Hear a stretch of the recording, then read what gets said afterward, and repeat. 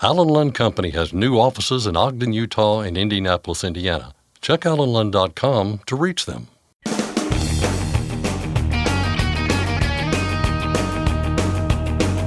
OOIDA, representing America's truckers since 1973, presents Landline Now with your host, Mark Reddick. The business guru Robert Anthony once said, "Moving fast is not the same as going somewhere." In the case of artificial intelligence, some people think moving too fast is going somewhere, and it's likely to lead down a dark path. I'll discuss that, plus the latest on predatory towing, with OOIDA Director of Federal Affairs, Jay Grimes.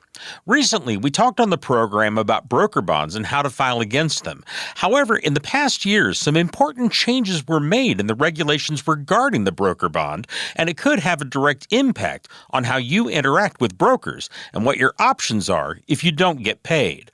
I'll discuss what's going on with Tom Crowley and Aaron Lynch of OOIDA's Compliance Department. And finally, Marty Ellis is spending some time at the final round of a long-running truck show, but in the meanwhile, he's hearing about artificial intelligence. And Marty says some people are finding ways to use that technology, but not in a way that's so good for truckers.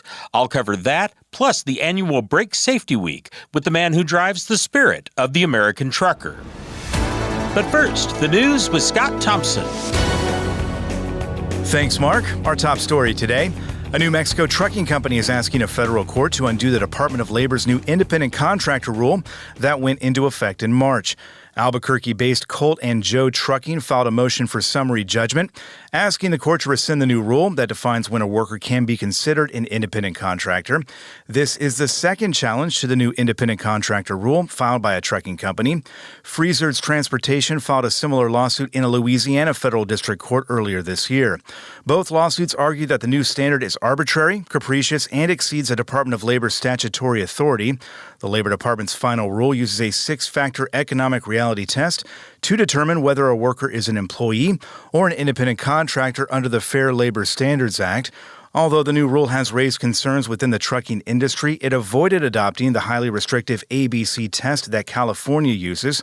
The Owner-Operator Independent Drivers Association points out that the new rule largely maintains the status quo that independent contractor truckers operated under for decades, and the final rule included numerous changes and clarifications at the association's request. For more details, check out our full write-up on landline.media. A truck parking study in South Carolina is included in a new series of federal grants announced Wednesday by the Biden administration. More than $26 million in Federal Highway Administration grants are going out for 28 projects in 18 states as part of the Bridge Investment Program. The underlying goal is to restore and replace bridges, but some of the money is dedicated for other purposes. For instance, the South Carolina DOT will receive $1.6 million to conduct a study on 6 rural bridges along the Interstate 85 corridor. The study will also examine the needs for additional truck parking.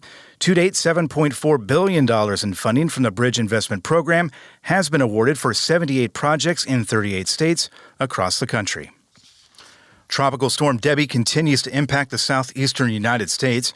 A total of 6 states have now issued emergency declarations. That includes both Carolinas, Florida, Georgia, Kentucky, and Virginia. Flooding, gusty winds, and tornadoes remain a threat as Debbie tracks northward. States with emergency orders in effect have waived size, weight, and hours of service requirements for motor carriers, providing direct assistance to areas in need. A new study is throwing cold water on the notion that partially automated driving systems prevent crashes. That is the key takeaway of new research recently published by the Insurance Institute for Highway Safety. After analyzing the data, the nonprofit research and educational organization found that there was no significant reduction in crashes with vehicles equipped with partial automated driving systems compared to those that have only crash avoidance features. Partial automated driving systems are those that assist in the driving function, maintaining speed, lane, and distance on limited access roads and highways. Crash avoidance features include automatic emergency braking and lane departure prevention. Even though the basic functions of partial automated driving systems are limited, many customers think the technology has potential beyond its intended use, leading government officials and stakeholders to express concern. Notable justifications for this concern include several high-profile crashes involving Tesla vehicles with the full self-driving or autopilot feature engaged. A truck driver already facing charges for a deadly crash in Texas is now facing 2 additional charges. Jerry Hernandez was previously charged with 2 counts of criminally negligent homicide for the March crash. Investigators say he was operating a large concrete pumping vehicle for FJM Concrete Pumping LLC when he crossed the center line and hit an oncoming school bus transporting pre-K students. A 5-year-old child was killed when the bus flipped, and the 33-year-old driver of a car behind the bus was killed as well, with dozens more injured. This week, a grand jury in Bastrop County added 2 counts of manslaughter. Following the crash in March, Hernandez admitted to investigators that he had smoked marijuana and done cocaine in the hours leading up to the crash and had only gotten 3 hours of sleep. We have yet another acquisition to tell you about, this one involving 2 logistics companies based in Ohio. FST Logistics is acquiring Dancer Logistics. Terms of the deal were not announced. FST said the acquisition will help them operate more efficiently and save money. Meanwhile, Best Pass Fleetworthy Solutions is expanding. The toll management company announced the acquisition of the Way Station network operator Drivewise. That gives Best Pass Fleetworthy the capability to cover all aspects of tolling, way station bypass, compliance, and safety for commercial fleets of all sizes. Terms of this deal were not announced as well. A new partnership will put a renewable diesel pilot program into motion throughout California. Diesel Direct will provide the eco-friendly fuel alternatives. Saia will provide the trucks and the use of its locations in Oakland, San Jose, San Diego, and Orange, California. Renewable fuels hold the potential to lower emissions without requiring engine modifications. The final section of a project that connects 2 of Indiana's biggest cities is open for business. Officials cut the ribbon on the I-69 I-465 interchange in Indianapolis on Tuesday. It's the 6th and final section of the I-69 extension between Evansville and Indianapolis. Indiana Governor Eric Holcomb said it also eases travel between Kentucky and Michigan and helps with the Canadian and Mexican supply chain trade markets. Construction began all the way back in 2008, spanning 3 Indiana governors, all of whom were at the ribbon-cutting ceremony Tuesday, including former Vice President Mike Pence. The $4 billion project was completed 3 years ahead of schedule. And finally, the Texas DOT has announced plans to start work on a massive I-35 project in Austin this fall. The plan is to widen the roadway through downtown Austin. Work to rebuild the Martin Luther King Jr. Bridge over I-35 will begin in October. Then it'll expand. In all, there are 6 phases of the project, which is scheduled to span into 2032. That's Landline Now News for today. I'm Scott Thompson. Thanks, Scott. If you'd like to support the OOIDA Mary Johnston Scholarship, you can donate to the fund. Send tax-deductible donations to OOIDA Foundation, Inc., 1 Northwest OOIDA Drive, Grain Valley, Missouri, 64029. Again, that address is OOIDA Foundation, Inc., 1 Northwest OOIDA Drive, Grain Valley, Missouri, 64029. Marty Ellis and OOIDA's tour truck, The Spirit of the American Trucker, are at the Waupun Truckin' Show. That takes place in Waupun, Wisconsin. Stop in, say hi to Marty, and join OOIDA for a $10 discount. Registration is now open for OOIDA's Truck to Success Seminar, which runs for 3 days starting October 22nd in Blue Springs, Missouri. Truck to Success features trainers both from OOIDA and elsewhere who provide a comprehensive course in what it takes to become and succeed as an owner-operator. The deadline to register to attend in person is October 1st, and the deadline to register to attend by Zoom is October 21st. We'll have a link to more information at OOIDA.com. Next, I'll discuss where artificial intelligence is headed in trucking with OOIDA Director of Federal Affairs, Jay Grimes. Tom Crowley and Aaron Lynch of OOIDA's Compliance Department cover recent regulatory changes on broker bonds, and Marty Ellis of the Spirit Truck tells us what truckers are thinking about artificial intelligence. I'm Mark Rettig, and this is Landline Now. Thanks for listening. Be sure to like and subscribe. If you want more content, go to landline.media to get updated news, information, and archived editions of our show. Once again, that's landline.media. Every year, 28 million people are trafficked globally. The Your Roads, Their Freedom campaign seeks to raise awareness in the transport industry. Truck and bus drivers, be vigilant on the roads. If you see something suspicious, text 233-733 or be free. Truckdown.com. Whenever you have a breakdown, you need truckdown.com. 24/7 access to 40,000 verified heavy-duty repair vendors nationwide. Less weight, more freight. Truckdown.com. Firestone tires are for more of everything, with more durability for more miles and more confidence in your fleet. Firestone's tested tires help fleets save with value where it matters most. Learn more at bridgestonenationalfleet.com/4moremiles. It's tested and proven. Burn 2.1% less fuel when you balance all wheel ends with Centromatic. Call 800-523-8473 to get the OOIDA discount.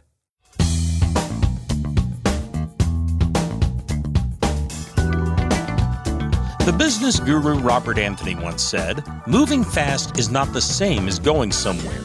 In the case of artificial intelligence, some think moving too fast is going somewhere, and it's likely a dark path. Welcome back to Landline Now. This is Regulatory Roundup, and I'm Mark Rettig. I'm joined, as always, by OOIDA Director of Federal Affairs, Jay Grimes. Jay, how are you doing? Doing well, Mark. Good to be with you. Glad to have you here, and this is kind of an interesting topic because it's everywhere. And in this case, the U.S. Department of Transportation recently asked for input from stakeholders regarding artificial intelligence. What specific kind of information is the DOT asking for here in relationship to AI? Well, this was a pretty broad request, and it comes from the DOT's Advanced Research Projects Agency for Infrastructure. And they were really seeking an across-the-board feedback from all interested parties on the potential application of artificial intelligence in transportation, as well as emerging challenges and opportunities in creating and deploying AI technologies across all modes of transportation. They threw out a number of possible things where they could see improvements in AI, and there was a list of about 20 or 30 things. Optimization of equitable curb management in urban areas, real-time AI-based decision support tools, optimization, control of wide area traffic systems, and transport operations. A lot of things that sound like they could be benefited by influx of AI potentially. But this is kind of on the same mode really on all technology aspects. Can it be proven to improve safety? Can it have a safety benefit? Can it protect the human user? And those are things that, we've got to do a lot more research and have a lot more understanding before we would support DOT, FMCSA, other agencies. They're really giving this stuff a full green light or mandating the use of it. It's interesting. You mentioned a couple of things that they are looking into, asking for information about. And correct me if I'm wrong, and it makes sense. This is, as you said, the Advanced Research Projects Agency for Infrastructure. Did I get that right? Something like that. It sounds like mainly they're looking at the actual infrastructure rather than things that use the infrastructure. Have I got that right? A little bit, but I think they're kind of the goal of this is really to kind of put out some feelers on where AI stands across a number of industries. And I think they got comments back from a little over 100 different stakeholders and individuals. So really interested. We haven't, from the FMCSA, we've heard a lot of talk about autonomous vehicles, certainly, and artificial intelligence plays a major role on that. But kind of specifically examining artificial intelligence, FMCSA I don't think has done a whole lot on. So I think you've got this branch of DOT really looking at it, want to kind of expand their knowledge and really bring in stakeholders to the process at this level right now. You mentioned that they were gathering from comments from, I guess, about 100 different people or organizations wrote in, and OOIDA was one of those. Overall, what is the association's view broadly of artificial intelligence?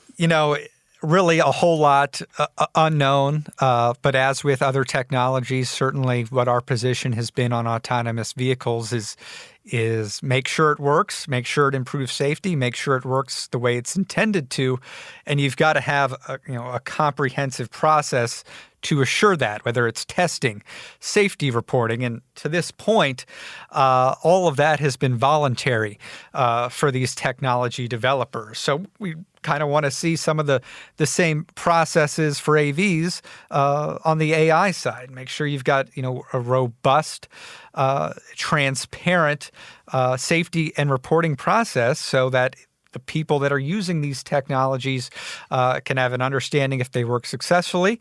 If the humans using them, there's anytime these technologies, especially on autonomous vehicles and artificial intelligence, cybersecurity, top concern, and to have those safeguards in place is really going to be key as this AI kind of evolves moving forward. And it does kind of seem like it's going to continue to do so.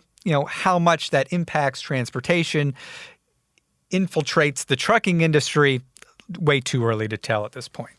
The association has heard from many members about technology and the problems that it can sometimes create. And I think of electronic logging devices, automatic emergency braking, which is a big issue right now, and so on.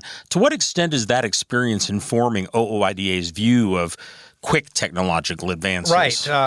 We've seen, a reliance on technology, a rush to implement or mandate technology, have an opposite safety impact. And, we've seen emerging technologies have been proven to distract drivers, don't work as designed, simply too expensive of investment on the small business side. You mentioned AEB, the number of false activations that we've seen. NHTSA has got an ongoing investigation there to a number of vehicles that were equipped with AEB. Certainly electronic logging devices and the mandate there, I think, has not had the intended safety impacts that were proclaimed to be. And, every week we've got a few more ELD devices being removed from FMCSA's list. And of course, I think the big one is going to be self-driving autonomous vehicles. And, despite the various claims that AVs will lead to zero deaths, there continue to be crashes and accidents where autonomous vehicles on the roads right now have devastatingly failed. Well, and of course, not all of these things that say self-driving or autonomous are truly self-driving or autonomous. Yeah, we've seen, partial, even though they're, it says self-driving, they're partial. How much control does the human driver have in activating these different levels of automation? So many nuances and complications and challenges for developing this technology in the right and safe way. And really, I think that's what we're advising DOT to do is make sure that it works, make sure that it's equitable. It's not only available for the large corporate carriers that can afford investments in expensive technology, but it's got to be available for everyone. It's got to be able to be used for everyone if you're going to mandate it. So those are some of the points we raised to DOT.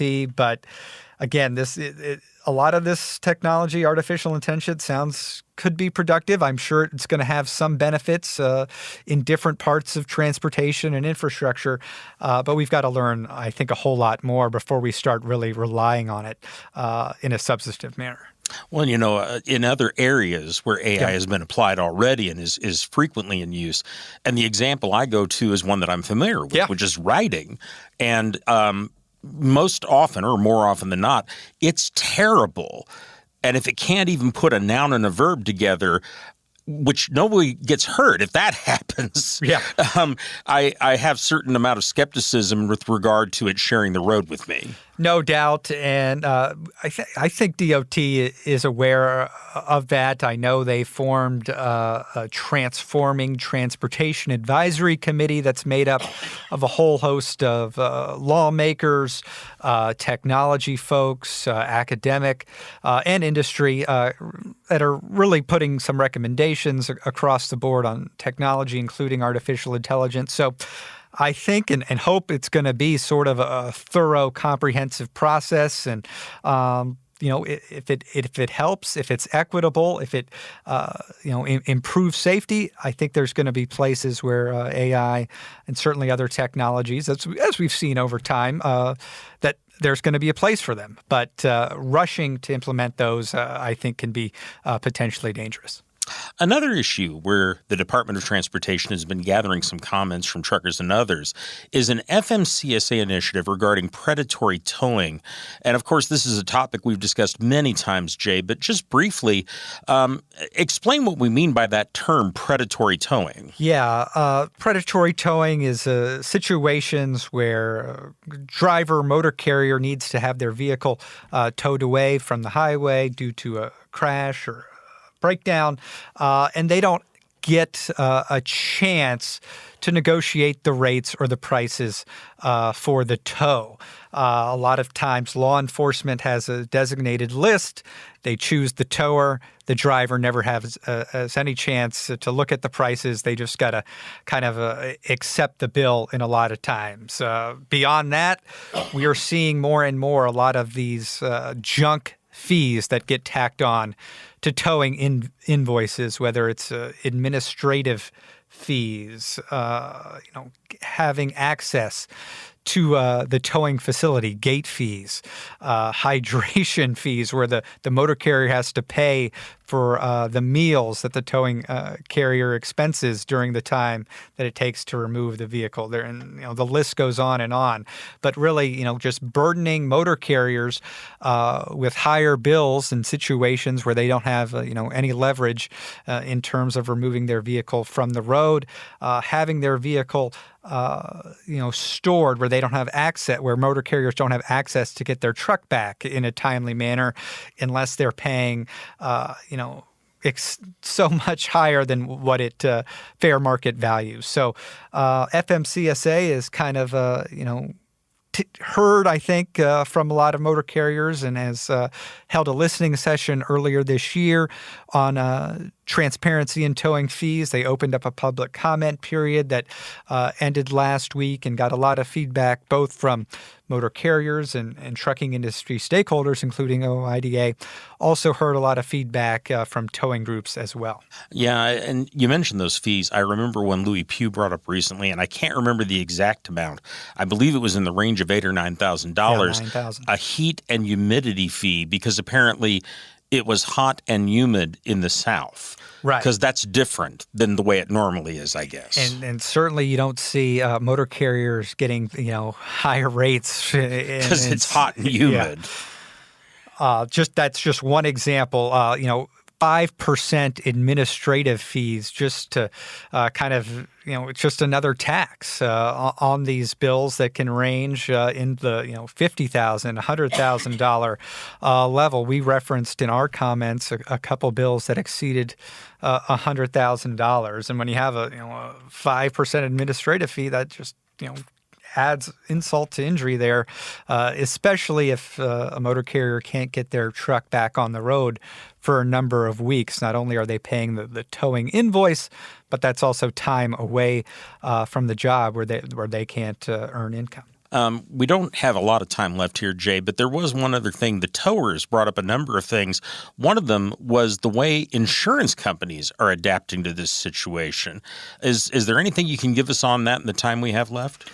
Yeah, so the towing carriers are blaming insurance companies for not fully covering the costs of these tows. And, in our experience, there's plenty of minimum levels of insurance, required insurance for motor carriers to cover their expenses when it comes to these tow bills. And certainly the towing industry is making a hand and fist in these situations. And you can kind of see it in the invoices and the itemized billing that are charged to motor carriers. And I think they're really kind of, looking to blame somebody else besides themselves when it comes to predatory towing here.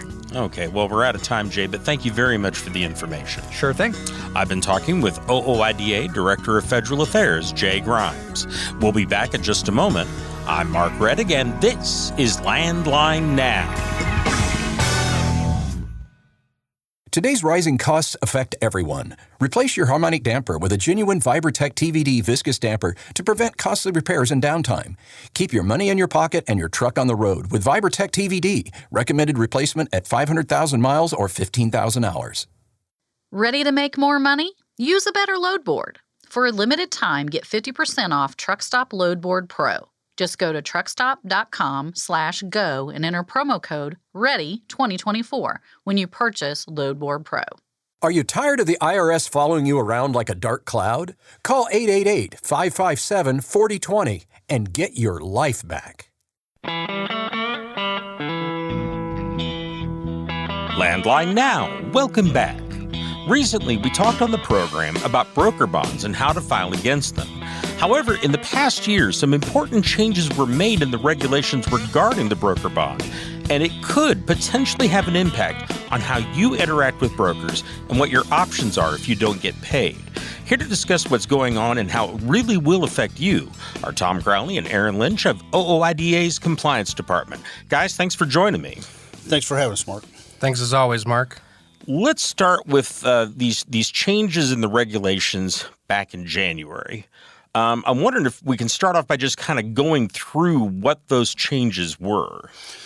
Yeah, Mark. Some of the changes, they established procedures and requirements for suspending a broker or freight forwarder's authority if their bond falls below $75,000. Meaning, if somebody filed on a bond, that bond and that claim was paid, that bond would fall below $75,000, and that would suspend their authority.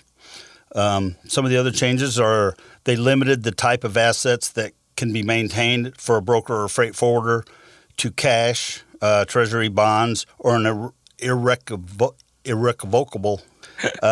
letters of credit. There's another is clarity when a broker or freight forwarder into financial failure or insolvency and establish related requirements. They changed the requirements there.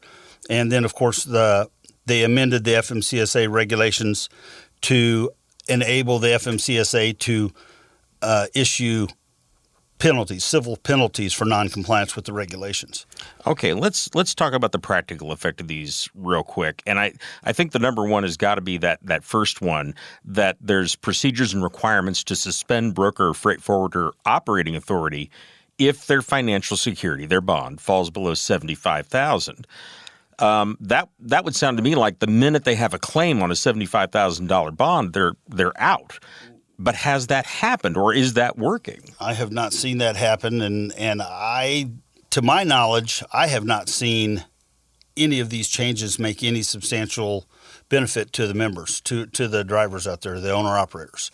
It's supposed to be if a claim is filed, but it's actually if a claim is paid, then it drops below the $75,000. Claims get filed all the time, but many times they're not paid. They're denied for one reason or another.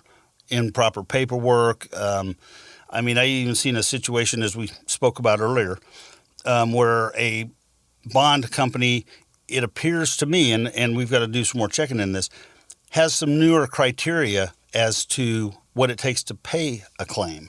I've not seen, in practicality, I've not seen any of these changes make any difference to a motor carrier that files on a claim, files on a bond. One of the things, the fourth one, also struck me that it amended the regulations to add civil penalties if they violate the regulations on the trust or the bond. Again, it has a process for suspending trusts or sureties in the event of noncompliance. Again, have you seen this happen at all? I haven't seen it, Mark. The FMCSA now has the ability to add civil penalties and for violations of the regulations, but we haven't seen any of that happen. On paper, this stuff looks good. It looks like there's direction to go and that something can happen. But in the realities for the drivers, for the owner-operators out there, hauling for brokers that don't get paid, none of this has made any difference to them. In the reality, the biggest thing to happen with broker bonds in the last 50 years is the fact that they went from $10,000 to $75,000 on the bond. That was something, but it's still far below what it needs to be. I mean, there should be a mechanism in place that, depending on the amount of freight that gets moved out there per broker, that the bond would have to be somewhere in line with the freight haul, with the line haul rates. There's just such a big gap. Even lately, I've seen situations where the bond company seems to have additional requirements as far as what it takes to file a claim and to get a claim settled. These regulations, in my mind, have made no difference at all. What I would say to that is, I'd like to see a list. I'd like to see something published or a tracking mechanism to keep track of something like this. If there were civil penalties assessed to these brokers, I want a list of that. I would like to see a list of someone falling below the actual financial security, as far as that goes. I think that would be a really helpful tool to be able to establish, if you should work with a broker or not. There should be a list. They may have the ability to come off that list or maybe not. But I would like to see something as far as a tracking mechanism to be able to be in place to where carriers can actually go to look at the enforcement of these rules. Because a lot of times there's a rule or a regulation that's made, but as we all know, the enforcement behind that is something totally different. So what are the resources? What is the manpower? What is the money being put behind something like this? It's interesting you say that because, of course, I can tell you that as someone who reports on this stuff, whenever they, for example, declare a carrier to be dangerous and they revoke their authority, we get a notice from FMCSA telling us about that. I've never seen one on a broker for anything. And, that goes back to on a carrier. Carriers have audits all the time. FMCSA, the DOT comes in and does audits. I have yet to ever see one single audit on a broker. Now, we've talked before about looking up brokers in the FMCSA system. Would it say anything there, or has it ever said anything there in terms of penalties they've faced? The only thing that I've ever seen there, is terms of penalties, is that you can look on Safer and look through the LNI information on a broker, and you can see if their bond is in place, when it was put in place, and the dollar amount, which they all say $75,000 now, where they used to say 10. But and it will say if it's due for cancellation. Or if it's ever been revoked. Yeah, if it's been revoked. But that's the only information. I mean, there's nothing there that says, hey, we've got issues here. This one's not been doing anything else. There's just very little there. But you look at carrier information, and, man, there's all kinds of marks all over carriers. Yeah. And just to clarify for folks listening, L&I, license and insurance information, right? Yeah, and that's something that a lot of people are not familiar with. When you go to the Safer site, and you look up a broker in the top right-hand side, and there's a little blue box, and in there it says license and L&I, license and information, and you can look at brokers and see what their bond is. That's also where you go through to get the bond information to file on a bond. I'm sorry, I may have gotten that wrong. License and insurance, right? Yes, okay. License and insurance. Yeah. Just to clarify what people are looking for there, there's a couple of things in what you said I want to kind of follow up on here. And one of them is you mentioned, Tom, the fact that the only big change that we've seen is that increase from $10,000 to $75,000. And I remember back when it was $10,000, you could snap your fingers and that thing was gone the minute there was any claim. How much of a difference in that problem did we see going up to 75? Did it make a difference? I don't see a lot of difference. I mean, when you figure a lot of these brokers have $1 million worth of haul rates going down the road. I mean, some of your bigger brokers probably even more. But at any one time, a small broker could have a couple $100,000 worth of haul rates on the road. Now, if that broker goes belly up and all those carriers follow the guidelines, I mean, they've got to the bond company has to advertise claims for 60 days from the date of the cancellation, and then they're supposed to pay not more than 30 days after that 60-day submission is over.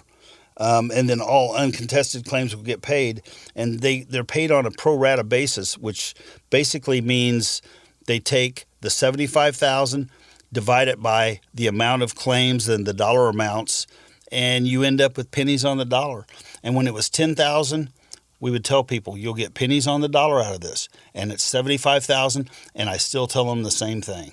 You'll get pennies on the dollar out of this. It is not a substantial change for the carriers. I mean, of course, if you remember back the association, I think the association wanted $500,000 or $250,000. There were some different numbers thrown around. And even in today's market, I don't know that those numbers would be adequate. Although, something that you said earlier, you mentioned the amount of insurance truckers have to carry. And of course, there we're talking minimum $750,000, but most of them are carrying $1 million. Yes. And it's odd to me that they're required to carry that much, but we don't see a similar amount on the brokers. We don't see a similar amount on the brokers. And as you're aware, truckers are constantly being hit with the fact that there are so many that want to raise that amount again from to way over the $1 million mark. So no, it's not a level playing field, as they say. Something that may solve that is we may not end up getting a number higher than 75, right? Because 250, 500, $1 million for them would even the playing field. But maybe you could do something along the lines of scale it based on the valuation of the actual load itself, put it in certain thresholds of what the actual values that they broker out are. But something proportional to the business they're doing is where you're headed. Yes. Correct. Yeah. Something else, Tom, you said before we went on the air, I think, and that is talking again about the $75,000. And you mentioned that most of the time when we see it tapped out, the way we're talking about right here, that's a broker that's already out of business. That's a broker that was a scam broker. And so really this is, as much as anything, a matter of what we've discussed previously, which is you've got to screen and make sure that you're with a legitimate broker. And just real quick, can you review some of the things people can do to make sure of that? Yeah, because that is where it starts is due diligence, making sure that the broker that you're working with is financially solvent. And that is to start with. There's not a great process here, and it is not a super quick process as I wish it was. But to start with, check the FMCSA's site, check Safer, look at the phone numbers, verify that the folks that you're talking to are the same people that are on the website listed there, because it is so easy for a carrier to be scammed, but it's also fairly easy for a broker to be scammed, for somebody to come in and steal their identity and pose as them. We get regular updates on different brokers that this has happened to. So go through the FMCSA's website, validate there. Call back. They called you, especially if you've posted a truck. That's almost something I tell people don't do. Don't post your truck, because that just puts you out there for every scammer to call. If they call you, be leery. You call them, you have somewhat of an idea, especially if it's somebody you've worked with previously. But and then, of course, brokers check their bond.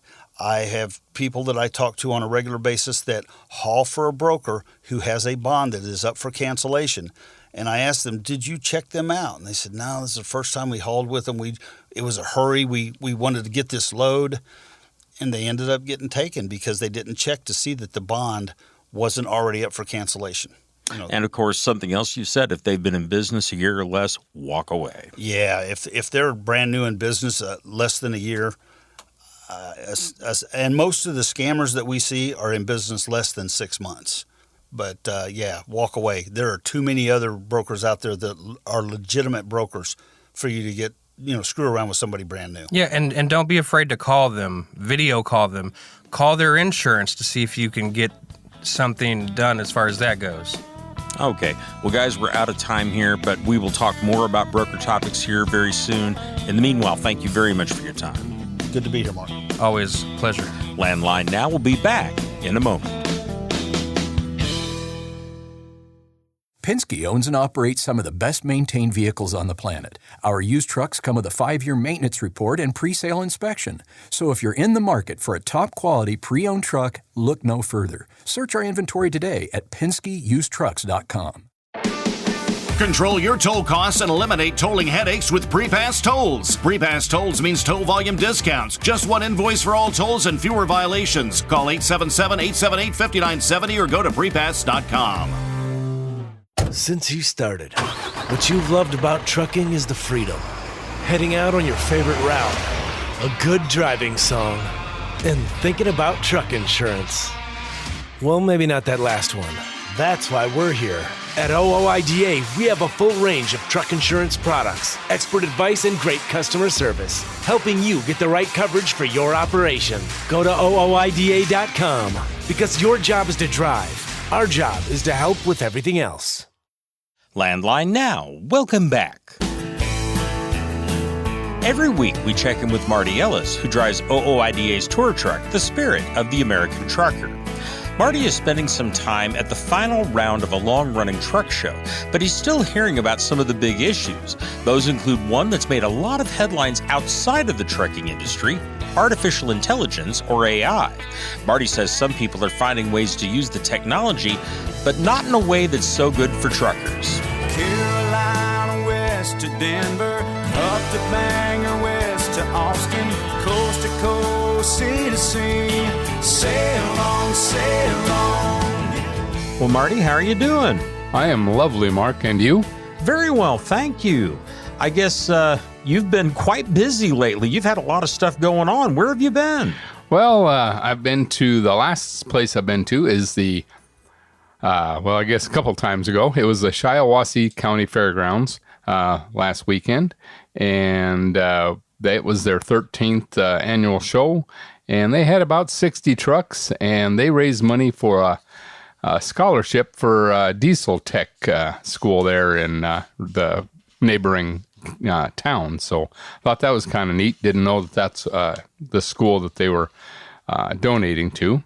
And before that, I was over at the TA in Battle Creek, and it was kind of neat there. They actually welcomed us with balloons out where they wanted us to park. So that was kind of nice getting that kind of welcome at a truck stop. That does sound good. Now, where are you right now? Where we are at the Waupun Truck Show in Waupun, Wisconsin.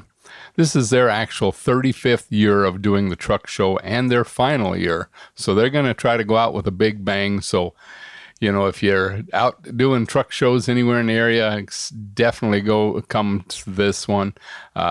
Louis Pugh is here, and one of our board members as well. So it's always a good time to talk to those guys. And so that's the 9th and 10th here in Waupun. It's at the Waupun Ice Arena on Spring Street. Excellent. Well, that's always a good time. I hear good things about that show. Absolutely. I wish it wasn't going away, but I guess all good things must come to an end. I guess so. Well, let's talk about some of the things that are coming up, and one of them is CVSA's annual Brake Safety Week, which is starting up on August 22nd, just a little ways around the corner. How do you kind of look at that, Marty, as someone who's been through Brake Safety Week before? Well, I've never been one to go ahead and say I want to stay home during that time. I do understand why folks sometimes get that kind of attitude. For some reason, the CVSA decides to throw on these big parties. I don't know what but it's not in the favor of the truck drivers. And you know that basically any truck out there, if you really are looking hard enough, you can find something wrong. And so a lot of times the drivers get frustrated that they're nitpicking and, things like that. Me, I've always felt, well, if I don't see it, I would much rather, even an inspector, catch it and let me get it fixed before something bad could happen on the road. But I do understand that nitpicking part, because some of the time, some of those items on the list may not seem as important as others. And some of the time the inspectors can decide whether or not to just give you a verbal warning on it or write everything down. And it seems like more and more they're wanting to write things down, which of course will end up in points against the driver or the company. And if you are the company, then you get it on both sides. Absolutely. Well, it's something to be aware of and something to watch out for, and you definitely want to make sure that your brakes are in good working order, because that's your best defense. Yeah, absolutely. And right now, the TA is offering free mid-trip inspection through the 31st of August. And I actually had that done in Battle Creek, and it's not as good as a DOT inspection, but they give it that extra set of eyes and that once over, and just kind of make sure you're up to, up to snuff. And people, take advantage of it. When we did it, it was quick and easy, and there wasn't any charge. So I wanted to verify that before I talked about it. Okay. Well, let's move on to another topic here. And this is one that really is making a lot of headlines right now, and that is the whole move toward artificial intelligence. And I think we've all run into some problems with it or seen how it's affected things. But what are you hearing from truckers, and what are you seeing out there, Marty? Well, part of the problem is a lot of the trucking companies are using AI for their management of drivers. And it really takes the personal touch out of trucking. And when you have machines basically micromanaging drivers, I think somewhere we kind of lost our way. I think it goes way beyond what it should be. I get the companies wanting to save money and not hire as many people, but a machine, it's really hard to differentiate when you are having a bad habit of doing different things in driving and when the machine thinks you are, is two different things. And I think our guys really look at this as a way just to, have that gotcha game. Now, one of the things that came up recently with artificial intelligence is the way they are making ads or news alerts on social media, especially. And so we have to be a lot more cautious about what we are hearing or seeing on all the platforms of social media, because it could make it, the artificial intelligence can make it look like somebody is actually saying something that they never said. And they can also put out false information, like a certain, it looked like a news article saying that a certain road was closed down because of an accident containing snakes. And and the only reason I bring that up is because, so let's say you see that post and you're planning your trip, you could actually change the route you're going to because you saw a post that says the road's going to be closed down for who knows how long. And when it's a false story, then I don't know where you go from there. I don't know how we can differentiate the truth and the fiction. Well, one thing I think, Marty, is you got to go to the actual source. Don't sit there and just see something that says, for example, that it's from your state's DOT. Go to your state DOT's Facebook page or Twitter feed, or go to their website. And they still have websites. That's still a thing. And go to the official one and get it directly from them, rather than just accepting what you see in some social media feed without knowing where it's from. Absolutely. No, I agree with you. That's definitely a smart way to go. And at least, check a couple different sources and don't just rely on one. Exactly. Well, we're running a little short on time here, Marty. Where are you headed to next? Hey, we are going to be going out to the Sapp Brothers in Salt Lake City for next week. I don't even have the dates in front of me. The 14th and 15th of August, we'll be at the Sapp Brothers in Salt Lake City. And then after that, the 16th and 17th, we will be at the Great Salt Lake Truck Show. And actually, I believe it was the 14th and 15th. Yeah, 13th, 14th at Sapp Brothers. Sorry, I have it written down. I just didn't have the right sheet up here. So we'll be out west. We're making a big jump. So hopefully we'll see some people along the way. Fantastic. Any final words before you head out? Hey, guys, just be kind to one another and give that guy next to you a break. Brothers of the highway, children of the wind, Once again, that was Marty Ellis, who drives OOIDA's tour truck, The Spirit of the American Trucker. You can find Marty's next stop on our show and every day at our website, landlinenow.com. That's our program for today. Thank you for joining us. I'm Mark Reddick, and this is Landline Now.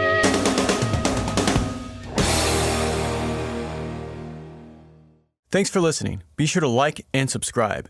If you want more content, go to landline.media to get updated news, information, and archived editions of our show. Once again, that's landline.media. Capital Reman is your leading source for quality remanufactured engines and components. Capital Reman stands ready to serve all OOIDA members to help reduce costly engine repairs or replacement. Visit capitalreman.com today and use code OOIDA10 to save. ULSD is hurting your engine. Fight back with Howe's Diesel Defender. Get the most powerful cleaning and maximum lubricity to protect and extend the life of your entire system. At a guaranteed increase in fuel economy, and you can't go wrong with Howe's. Dispatch, I picked up that load of steel, so I'm ready to roll. Sounds good. Remember, we're getting paid by weight, so make sure to use a CAT scale. I wouldn't weigh anywhere else. Forget misaccuracy when you're truck on a CAT scale. I'm a dad, a son, a husband, wife, I'm a writer, photographer. I farm. I'm a veteran. I love old cars, fishing, my kids, chrome, and I am a professional truck driver. And together we are OOIDA. OOIDA was founded by truckers to stand up and speak on behalf of truckers. We've done that by combining the individual voices of our members into a single, powerful voice. Protecting your interests, defending your rights. Join us! Make your voice heard. Join OOIDA, the Owner-Operator Independent Drivers Association. Call 1-800-444-5791 or visit OOIDA.com.